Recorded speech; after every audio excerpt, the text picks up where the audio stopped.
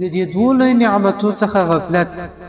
په یو حدیث کې د پیغمبر صلی الله علیه وسلم ډیره شایسته جمله فرمایي: نعمتان مغبون فيهما كثير من الناس الصحة والفراغ.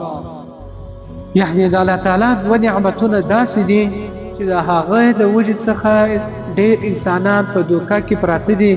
یو د صحت نعمت دی او بل د فراغت نعمت دی.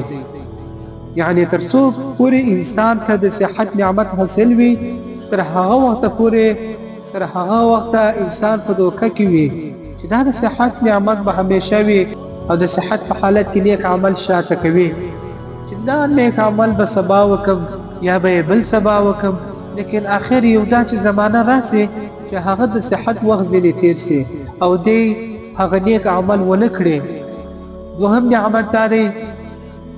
نعمت فراغت دی.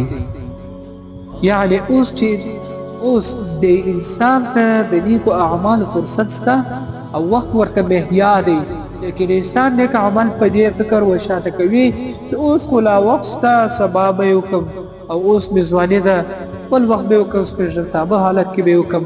حالانکې دی د ځوانۍ په حالت کې بهترین عبادت کولی سي، عبادات، ریاضات، مجاهدات او د خلکو خدمت کولی سي او خپل عمل نامه د نیکو اعمالو ډکولی سي.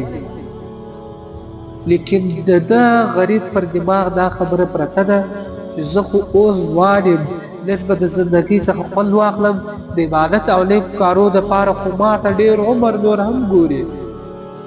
په دغه شکل دی دا نیک عمل وشاته کوي تر دې حده چې ځواني هم تېره سي او ده ته هیڅ درک ونه لګېږي، نو بیا وروسته دی ارمان کوي په داسې حال کې چې هیڅ به لاسه نه ورځي.